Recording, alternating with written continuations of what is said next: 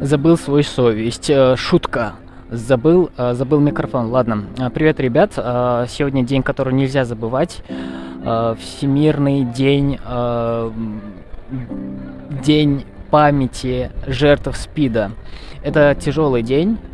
Очень тяжелый для многих из нас. Я вспоминаю друзей, близких, любимых, семьи и всех, кого затронула эта болезнь.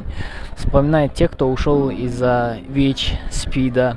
Это день, когда я говорю «нет» на разных языках, «нет» молчанию и стигме.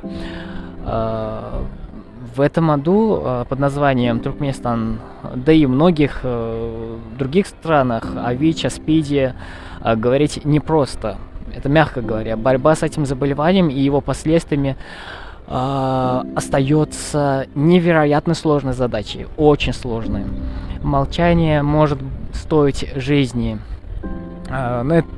Поддерживать тех, кто живет с ВИЧ, поддерживать тех, кто за право жизни, за право быть.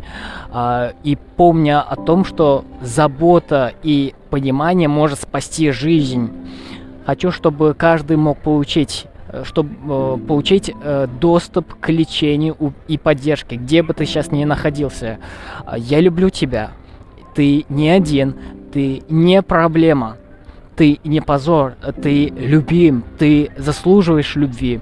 И быть любимым, ты свободный, ты не родился рабом.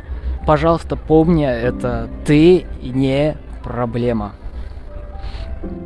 Остальное, наверное, запишу без слов, потому что микрофон забыл. Но я люблю. Все.